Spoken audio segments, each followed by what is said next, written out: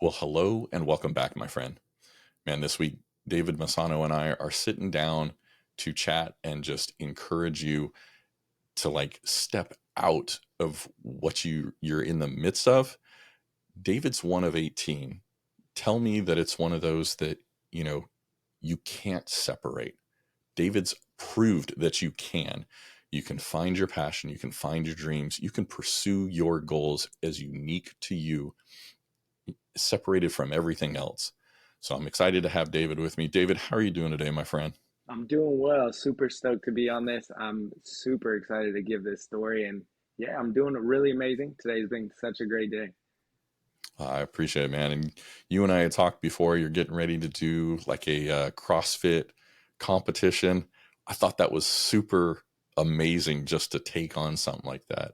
Hey, before we jump into the rest of the questions, I'd love you what what got you to do that, and then how do you prepare for something like that? Because that's not a normal, hey, I'm working my 9 to 5, and by the way, I'm just going to go run down and try this CrossFit competition.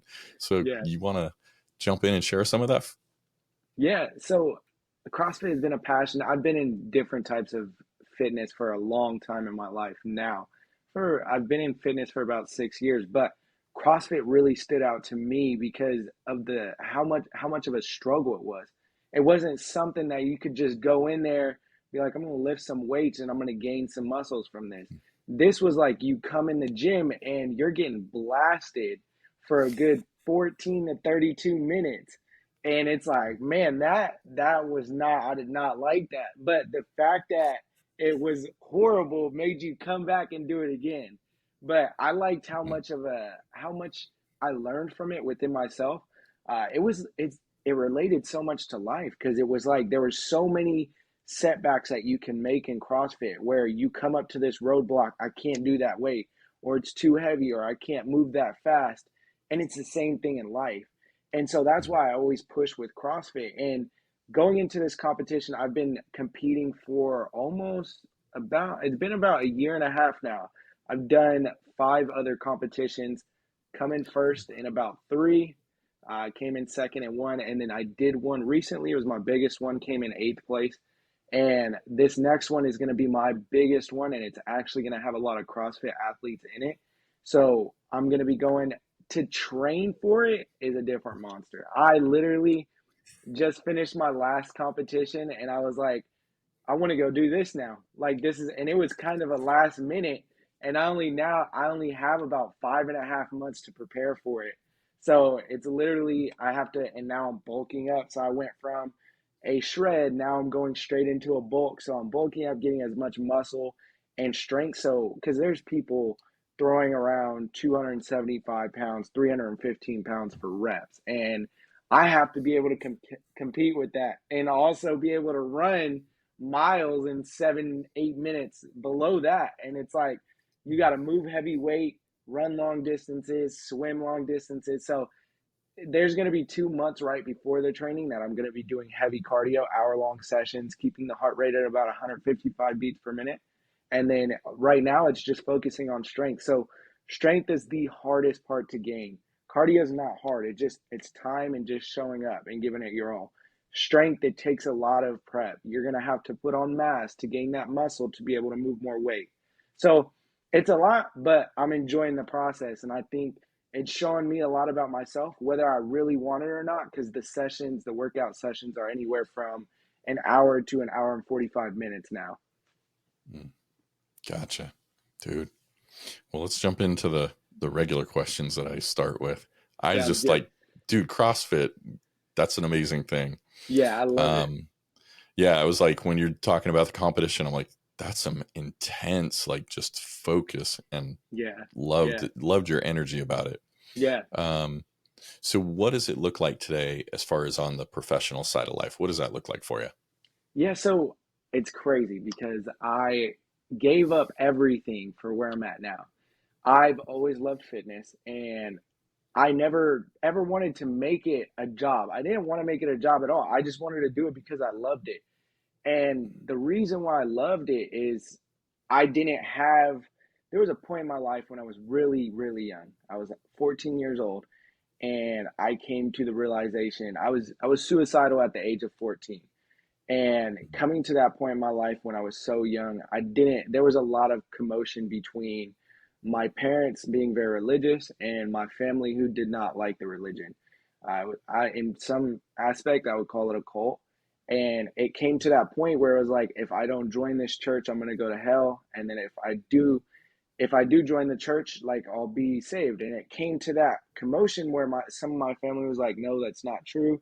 And then you have your parents pulling you the opposite direction. So it's like, I don't know what to do and I don't know what to believe. And it's this type of commotion that I came up against. And fitness is what saved my life. It gave me an out where I can go and nothing else mattered. I'm just there, just in that moment. Nothing in the world matters. And it changed me. It gave me a purpose. It gave me a drive in life. So today, professionally, I now teach and have a mentor that teaches me how to help other people through mindset, nutrition, and fitness. So that is my full-time gig. And it's all online. I teach people how to take fitness and nutrition and build a plan that is customized to themselves and be able to make that lifestyle through that mindset, which people don't understand. It's nutrition and fitness that make up your mindset. So many people that I've dealt with, we change their fitness and nutrition just a little bit, add some sleep, drink more water, and they're like, wait, I don't, what just happened? What did you do? Did you put a spell? And it's like those little things, that's what I try to give to people. But that's why I'm so passionate about it, because there's no vices, there's no drugs. You're literally just changing what you put into your body and how to fuel it with fitness. And it's very simple. So that's what I do professionally now and living a dream. And I'm able to, right now, I have a clientele of over 10. It's still a small business. I just recently started about it's been about two months now, 2 full months. I have a little over 10 clients, and we're trying to grow all around the world. We just got our first client outside of the state, and it's continually growing and growing. And I'm just excited to get people as many results. And I give this stuff away for free too. Like that's my goal, is to give everything away for free, because I know what it did for me, and I want everyone else to have exactly what was given to me. Mm, yeah. And that's empowering, man. Like when things change for you, Mm. like when you change, everything changes. Yes, exactly. Well, yeah. So, what does it look like for you today personally? What does life look like there? So personally, my life is it's I'm a big business guy. I think once you find something, it becomes like you.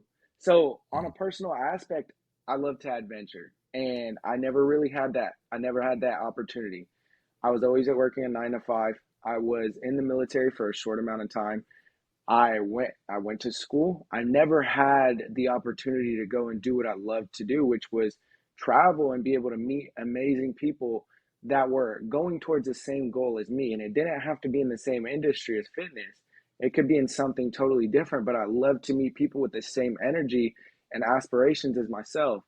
And so when I went and did this and made this decision to get a mentor to teach me how to do this online gig and be able to make my passion monetize it, I started to get the clientele, and I was able to live a life where I was able to go to different cities and be able to go and on a computer and teach them how to do fitness while I'm in a place that I love to be at. So like we had just recently went to Bernie Falls, and we were out there just hanging out, and I was able to teach my clientele while I was on the laptop. And I love to travel. I love to explore. One of my key things in my journey in life, there's actually a trail from the top of the US to the bottom. One day, hopefully, I want to do it with my friend, actually my girlfriend, but we want to go from the top of the US all the way down, backpacking all the way down to the bottom of the US. And it's a goal mm, of ours, something that we aspire to do. But I love nature, and my personal life, it's right now it's just nature, just being with my girlfriend, and then literally just hanging out with family, because that's the stuff that I'm passionate about, and that's my why. Why do I do it? I want to be that aspiration for my nephews, for my future kids, and I want them to look up to me and say, "Man, he did that from nothing." I want to be exactly like that, and that it is possible. I came from nothing and I was able to do something with nothing. And that's why I want to give people faith. I want to give them hope that it is possible no matter where you're at. Yeah, absolutely. Because that changed, again, just like with fitness, that's a game changer. It Hmm. it switches our trajectory. Yeah, Well, exactly. you had shared in there, like, you were 14 and tried to commit suicide, right? Mm. What led up to it to take such an extreme measure? Because like I've been there as well, Hmm. and I just didn't feel like things could change. I wasn't moving the needle, and so it felt like I'm never getting off this track. Hmm. Like, what was it that led up to you making that decision? Because that's a serious decision to make. Like, Yeah. what led up to that point in time? So it was a lot. So like I said, it was a lot to do with the religion and just back and forth commotion. So at that time, both of my parents were fighting. One didn't like the church, the other one was die hard. I'm not leaving this church. I'm here till I die. And then the rest of my family had seen the way that my dad had treated my mom and just didn't like it. It was very disrespectful, degrading. She just got treated as if she wasn't a human being, you know? And it was hard to see from us as kids, and I was young, but seeing just constantly waking up to strife and bickering in the home and just constantly waking up to that type of subject, and it was just hostile every day. And I wake up and that kind of became the new norm, is like you wake up, parents are arguing, and then Mhm. you try and go and do something throughout your day, and it's like then you go from that and learning that from them, then you start putting that into your life, and then you can't make friends. It's like no one likes me because I'm being exactly like them. And this is the type of person that I became. And it's like, this is not, I don't like this. I have no friends. People don't like me because of the way I'm being. And I want my parents' attention, but I can't have it because they're dealing with stuff too. And there's all these other kids that they're trying to take care of. And at a young age, you don't really understand it. So I'm going through this. And I actually, when I was that age, I remember that day, I waited till everyone went to sleep.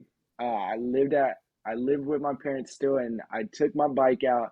I got out and I started riding my bike. I remember it was about 11:25 at night. I still remember the whole night. I Mhm. got out and I started riding my bike, and I was like, I rode it to the closest bridge, and I still go by that bridge a lot just to look at it and just say like I was there at this point. And I went to that point and I looked down. I remember I got off my bike and I saw the cars passing, and I was like, man, like I think this is it. Like I don't, there's no point that I can see to life. And then everything just started to flood me. I think that perspective that people say when they're close to dying, they start to, everything flushes back into their mind. And that's exactly what happened. I had just this big vision. Like I love my brothers, I love my sisters, and all the good things that happened in my life just came back to my mind. And I was like, I'm gonna leave all of this, like all of that, and I'm gonna hurt a lot of people in the process of doing this.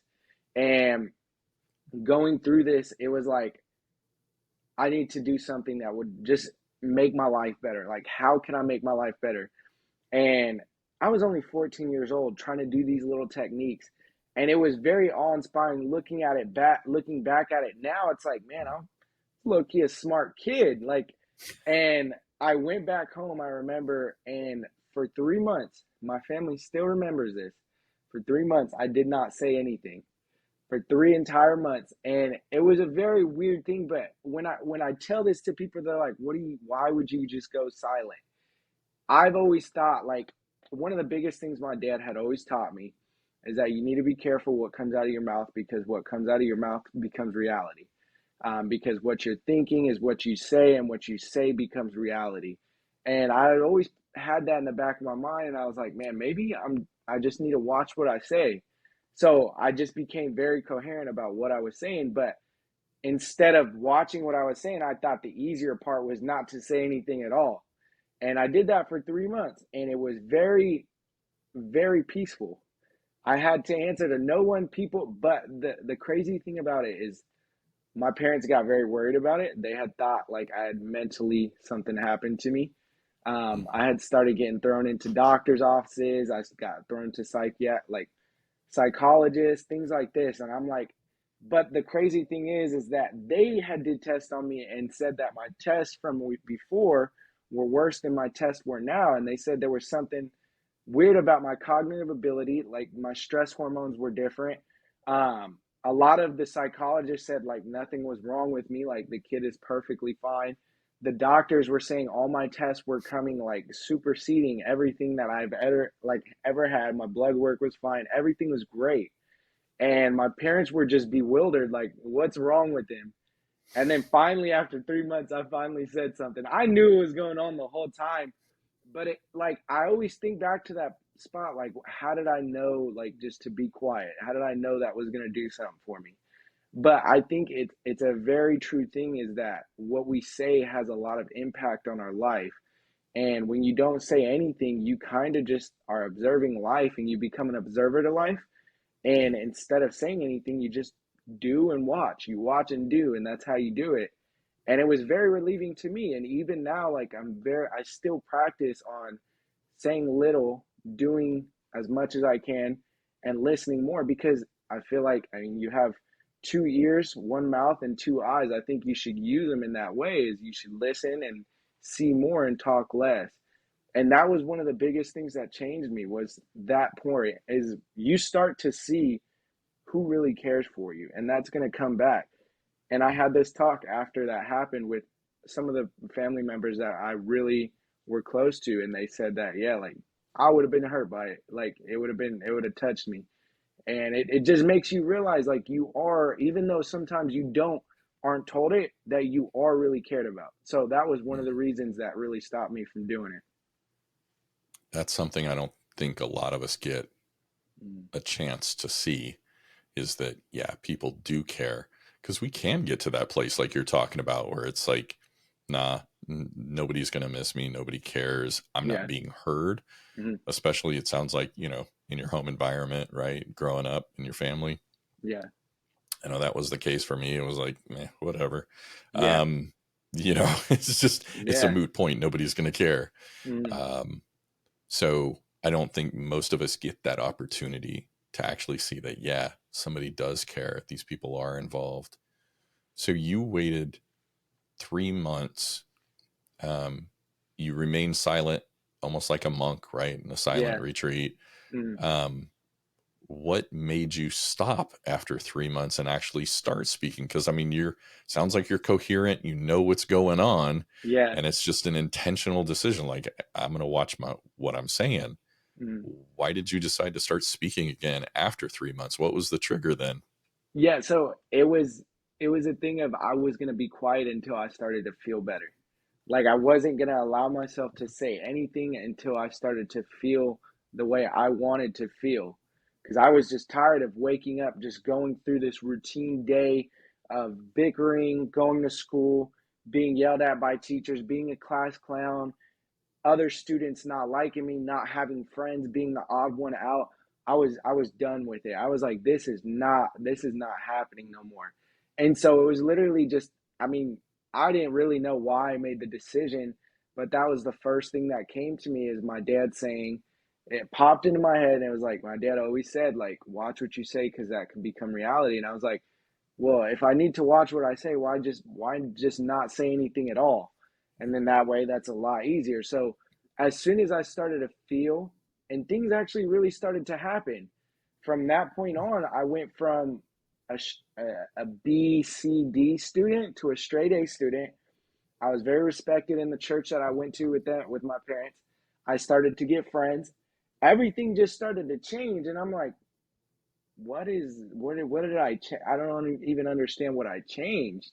And I started to feel and live the life that I wanted to live. And then that's when I was like, you know what, like maybe I can start talking again. So I did. I started to come out, and it wasn't like right away I went back to the old me. I started to slowly talk, and I think I fell in that time. I started to fall in love with myself instead of looking for this outside like, you're this type of person, we love you, looking for love outside of me. I think at such a young age I learned to go inside and find love for myself and love me and love who I was. And I feel like people underestimate that, because when you go inside and you learn to love yourself, like, you can go in the worst environment ever, but you're with you, and that's all you need. And I think that was the most powerful thing that I ever did in my life. And I still explain this story, like, my dad had to ask me when I got older. He was like, why did you do that? And I explained it to him, and he was like, in a way, he said, I mean, he would never say this, but with his actions and the way he just stopped talking, I think he was kind of proud of me. I felt it a little bit. Cool. And yeah, so it felt good to do that. But like I said, it just took me out of my old mindset. It took me out of myself and kind of put me in a better perspective of who I wanted to be, and kind of made me fall in love with the life I had and just being thankful for the things that I did have, instead of constantly focusing on this chaos. Did the chaos change, like in the family response, right? How they're going day to day. Mm. Did it change at all during that 3 months or thereafter, or did it kind of remain constant and it was just you that changed in the midst of the situation? Yeah, so it was me that changed in the midst of the situation, and I think what helped was me changing my perspective towards the situation. And I think that's kind of, I'm not like a huge believer in manifestation, but in a way, I feel like you kind of manifest what comes around you. I believe that you are the person that you think about, and you are the person that you hang around. So if whoever the people that you hang around with is who you're going to become, I think that my parents showed that to me at such a young age, is that I just picked up their bad habits and just, I don't like you, so I'm gonna scream and yell at you, you know? And it was like, as I grew up, I started to learn, like, that's not me. So I started to hang around the person that I wanted to be. And then I started to become that person and started to kind of shift my mindset. Like, and I think that's one thing that people underestimate, is that when you start to shift your mindset, you start to shift your personal reality. And from that, you start shifting your reality too. Yeah, very true. So you were 14 at that time, then Mm, you get to 18. Now it's the big point. A lot of us, when it's like freedom, we yeah. can we can run out. What did you do when you got to 18 and you graduated high school? What did you decide to do and go from there? So I left home. I left home at a young age. I left when I was 17. I Uh, moved away from home when I was 17. I moved with a sister in Vegas, and at 18 years old, I was starting my senior year of high school. I was just starting to kind of get back to like a normal life, because there was so much chaos between my family. My parents were actually separating at that point in my life, and that's why I decided to leave. I was like, I want no part of this church. I want no part of this. This is not my life no more. So yeah. I decided to leave, and my sister had given me, I had turned to vices at such a young age. I think it was 16 years old, I started smoking weed and drinking. And I knew at 17, I was like, if I ever do want to become the successful person that I know I want to be, there's no way I'm going to be able to do it with this in my life. And I just constantly thought about that. And I was like, well, if I get an opportunity, then I'm using that to stop this. And that's exactly what happened. My sister had called me, and I kind of got caught by one of my other family members smoking. And she had called my sister in Vegas, and then she called me and said, hey, I heard you're going through a lot. Like, I have an opportunity where you can move out here and finish out high school in a safe environment. And I was like, that's it. That's all I needed. So I vowed to myself, like, yes, I'm going out there, and when I go out there, all the vices are going bye-bye.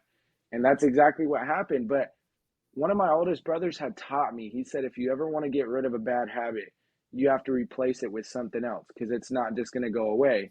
So I was like, I asked myself, like, what am I going to do to replace this? Like, I can't just throw it out and stop thinking about it. I need to replace something else in its stead.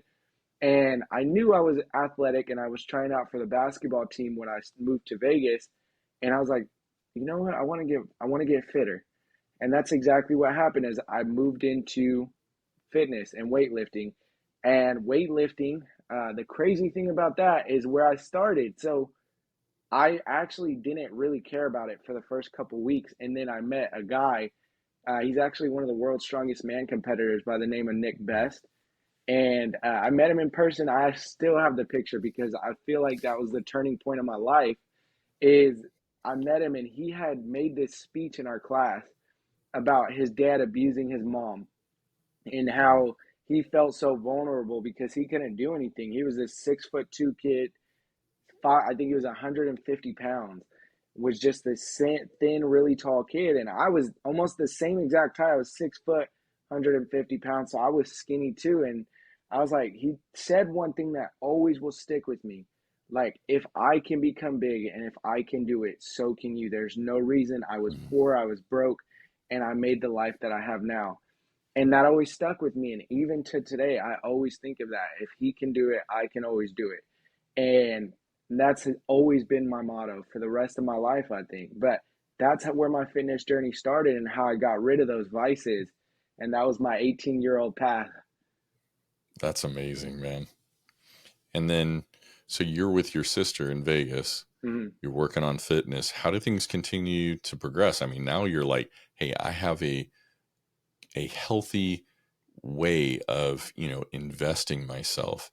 How do you see things continuing to grow, um, from where you had been? How are you changing? What's life like Mm-hmm. around you? Because you're not the same, you're not smoking weed. You're not being the same guy Yeah. you were before you moved to Vegas, right? How Yeah, do things exactly. continue to move? So it drastically. So it was crazy. After I got into fitness, I didn't even get into the nutrition aspect of it. It was just fitness. And I was trying out for the basketball team. I ended up not making the basketball team, which I was like, you know what? I'm not even gonna let that take me down. I went from my 10th grade, I was smoking weed. I was just a BC student. I got my grades better. But my ninth grade in high school, I actually failed my ninth grade in high school. My sophomore year, I was a BC student. I was trying to transition to get better. My sophomore year, when I got into fitness, I became a straight A student. I got the principal's award and everything, and it just shocked me like what I could actually do. I started working, I started lifting, and I got a job at Starbucks, and I was still a straight A student. But it wasn't that I became a straight A student. I started to become passionate about school, and that's kind of where I found a passion that I had for art, and I started doing these things that I loved, and I started hanging out with friends. I started being around more respectable people and getting around the people that I really wanted to live with. And I started actually being able, so my sister's husband was a business owner, and he was allowing me to be around him and other business owners. And it just started to transpire that, oh man, like this is a life I can live. So this kept happening, and then I got into my senior year, and I became a wrestler. I didn't even care about basketball anymore. That coach lost his opportunity, and the next year I actually gained so much weight, muscle mass on me from when I started lifting to my senior year. I gained 25 pounds of lean body mass from 150 pounds to a 175-pound kid, and I felt amazing, and everyone was coming around like, man, how'd you do it? Like, that's amazing.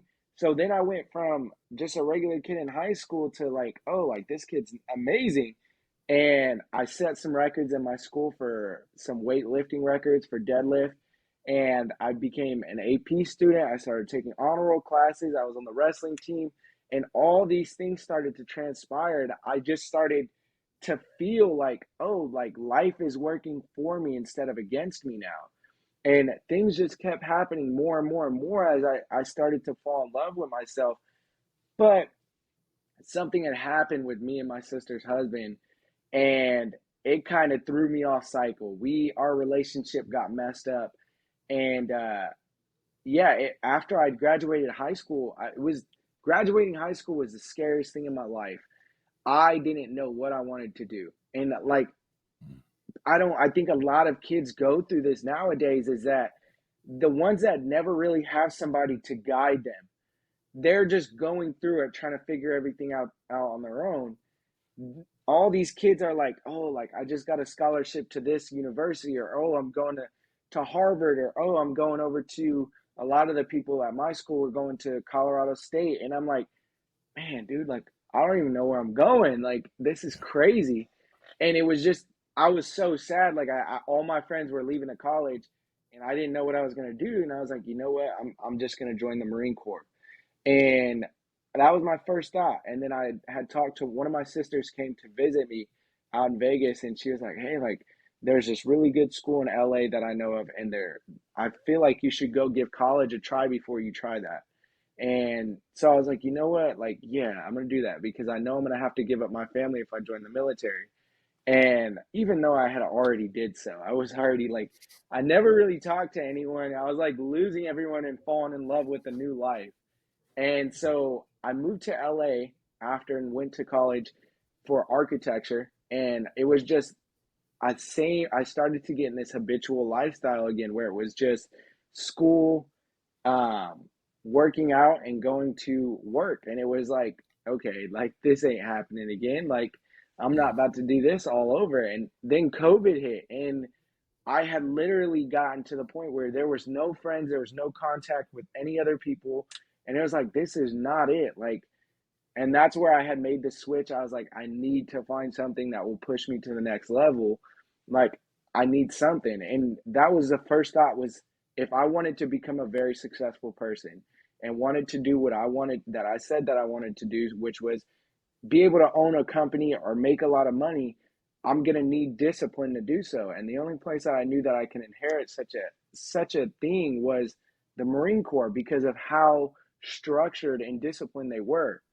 So I joined the Marine Corps when I was 20 years old, and I went through all the training, didn't see family for 9 months. And that was probably the hardest part. I didn't have contact with them for 4 months, and no phone call, no letters, nothing. And that was the biggest mental challenge I ever had. But it showed me my mental capacity, that I could do stuff that I set my mind to. And after I got finished with my training, a big opportunity that came up where an uncle of mine was said that he wanted to. I actually went up to him and asked him if he could teach me about the stock market, and he accepted it. And he's been making his wealth already. He already crossed seven figures already, and I was like, yeah, I want to learn from somebody that has what I want already. So I started trying to learn from him, and he was teaching me while I was in the military, and I was like, I want to do this. Like, I made a little bit of money. I got super stoked, and I was like, oh my goodness, like this could be my breakthrough. Like, I could do what I want to do. And then all of a sudden, I was like, some things started happening in the military where I was trying to go into special forces, and it ended up not happening. COVID started going on, the vaccinations started getting bigger and bigger, and they started demanding that we had to get that.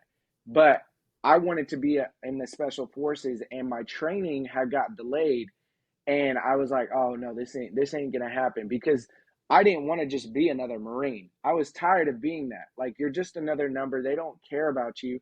And I was only a reserve. So I was losing money and time. And I lost a promotion at my job to stay in the military. So I was suffering financially to just even make it into the military the weekends that I had to. And I was like going under mentally at that point. I was like, man, like this is not going to work.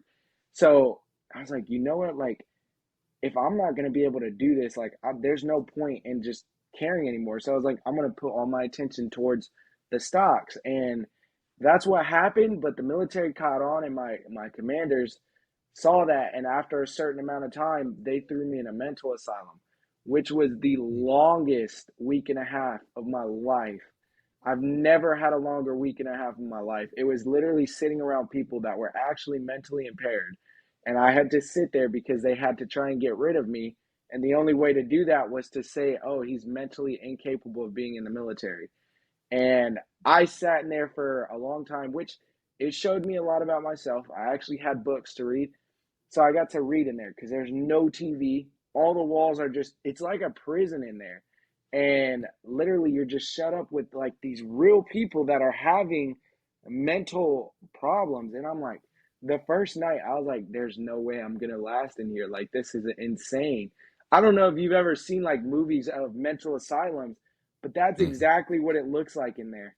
It's literally exactly like that. And it was the scariest thing of my life. I got a phone call a day, and I had grew a little bit closer towards my family members at that point, because I had every phone call every chance that I had, I was calling family members. I was like, this is gonna be rough, but just please just stay on the phone with me as long as you possibly can, because I need to hear some type of comfort. And from going there, I got out finally, and the military released me. And that wasn't the end of it. That was just the beginning. I got out of the military. I called my mentor, super excited. I was like, hey, like they sent me to a mental asylum, which it sucked, but I got out and like I'm out now. Now I could work full time with you. And then he turns around and says, oh, if you can't handle the military, then I'm not training you. And I was like, wait, what? And then Mm. he just hung up. And that was it. He was like, we're done. And then I was like, no way. Like I just left the military for this.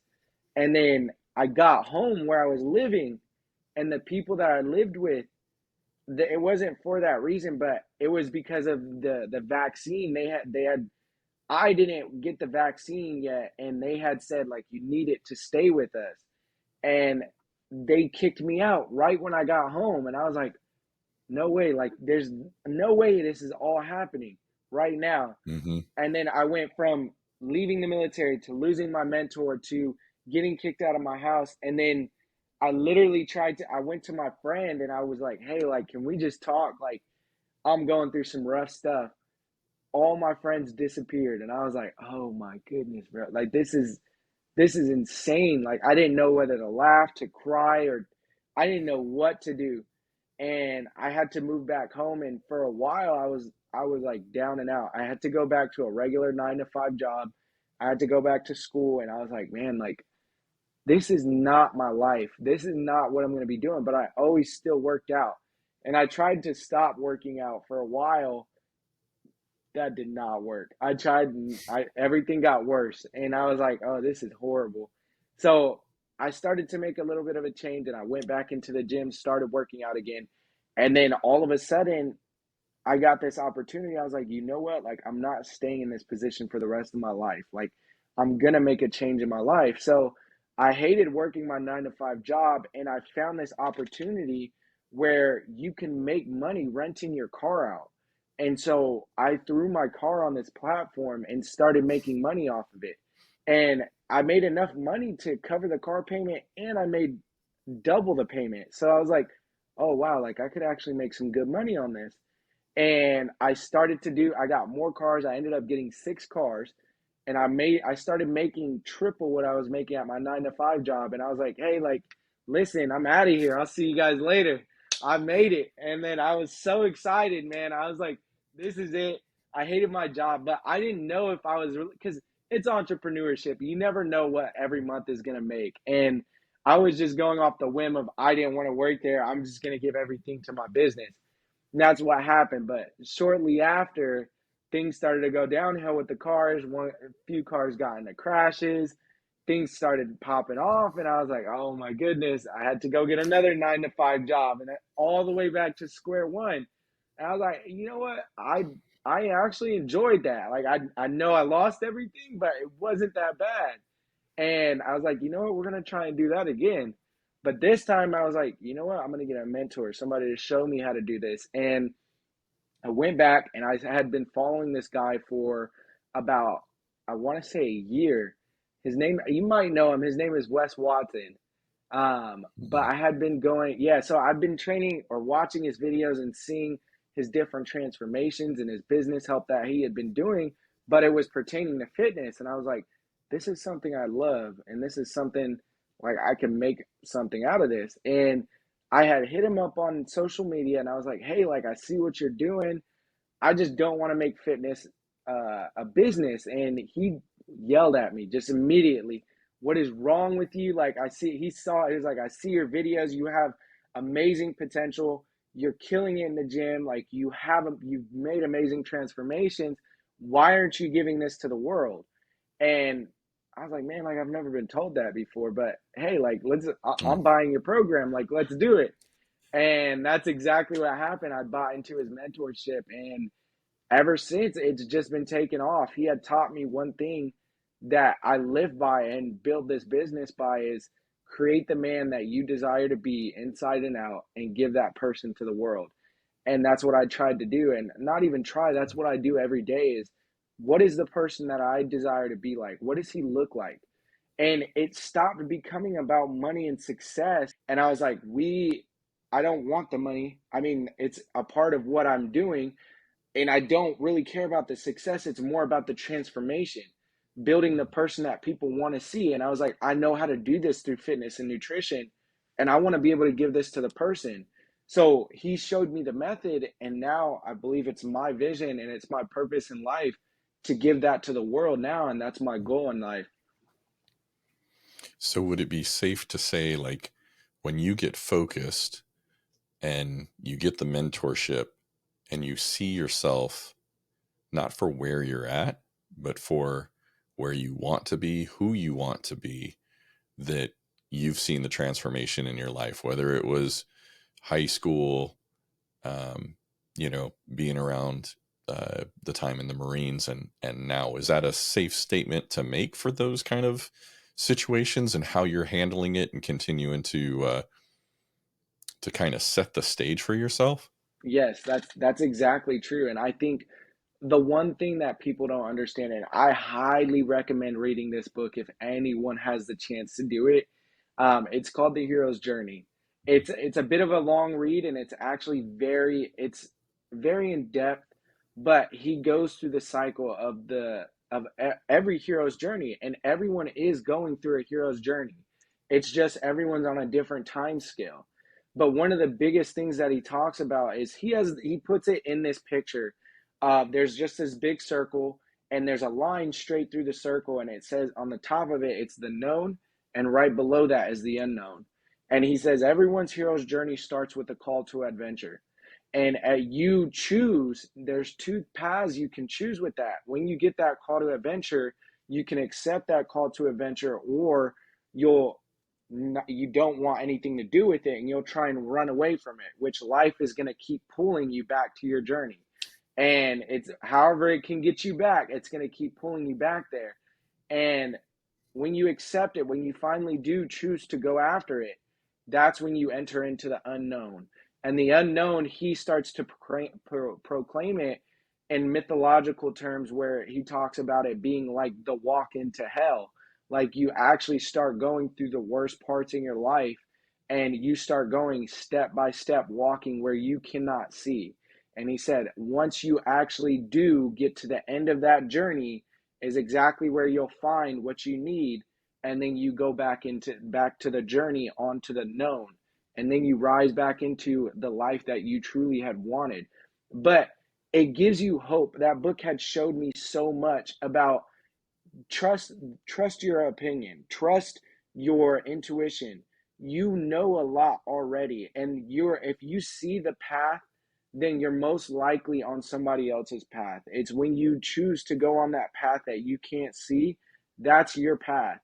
And not to be scared, like don't give up. Accept help from other people in your life. It's needed. You cannot do this journey on your own.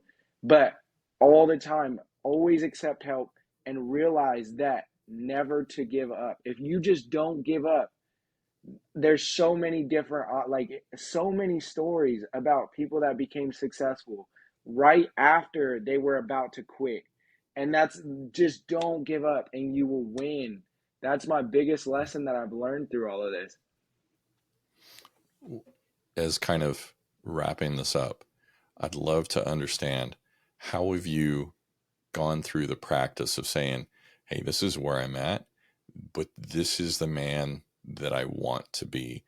Because a lot of times when we hit those hard times, those challenges, we'll quit dreaming Mm-hmm. and we just go, I'm relegated to where I'm at. This is where I'm stuck.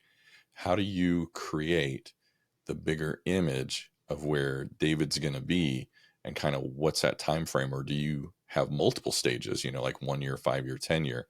Mm-hmm. How do you go about envisioning the David that you haven't yet met and become? So one of the things that I've learned is never to think about the how. Never think about how you're going to do it, but what it is that you're pursuing. And I think that's the key thing is, what is it that you want? What does it look? What does it feel like? What is it? How does that person act? Do you want this big house with a big company? Do you want to change people's life, be able to speak on a big stage? How does it feel to do that? What does it look like? How do you walk? How do you talk? Then when you realize what that is, don't worry about how you're going to get to that point, but simply worry about being that person now. Live that life, live that person. Are you walking? Are you talking like him? When you start to do this, you start to live that life already. And I'm a big believer in the quantum field. I started getting into quantum physics when I was in the military, through a guy named, I don't know, you might know him. His name is Joe Dispenza. Mm-hmm. Yeah. Yes. So I got into a lot of his teachings, and that really changed my life too. I still teach a lot of my clients about breaking the habit of being yourself. And you think the same thoughts that you're thinking yesterday. And it's not until you become conscious about those thoughts that you start to change them around. And so every day, I think it's a battle every second of the day, because we're prone already as human beings to think negatively of everything. So if you're thinking negatively, stop making yourself feel bad. It's a natural thing for human beings to do, because when we at the start of time, we have this DNA programmed in us to have that fight or flight symptom of always running from stuff, always trying to find the negative about it and trying to keep ourselves safe. But you don't need to do that no more. So it's learning to reprogram your brain and think the thoughts and the thoughts that you do want. And when you start to do that, you start to create your mind in a way that it becomes a guide to your future instead of a record of your past. And I think that's the key, is that you need to understand to constantly think the thoughts that you need to think. It's a daily battle. When you start to have those thoughts of you losing out those visions, stop in the moment, start breathing, literally come back to the now and say, I'm not thinking about that no more. These are the thoughts that I want to. This is where I'm going, and I'm going to pursue it. And I'm not going to worry about how it's going to happen.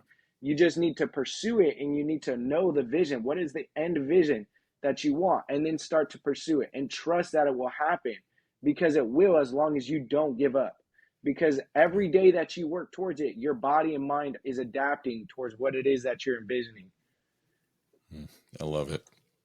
Well, David, as we wrap up here, how can men get in touch with you outside of the podcast here? Yeah, so I'm on mostly on social media. I am actually starting a Facebook group to bring people together and give out all free content. Everything that I give out, whether it's dieting tips, whether it's workout tips, whether anything that I can possibly give away from the knowledge that I have, is all for free on my Facebook group. And you can contact me on Instagram. I have David underscore Messano, 1 of 18. You can get in contact with me there and just tell me, hey, like, I heard about your Facebook group. I'll give you access to that. Or you can find me on Facebook and hit me up there too. Just type in my name, David Messano, and you'll find me there. Sounds great. David, I appreciate it. Thank you so much for joining me, my friend. Of course, it's an honor. Thank you.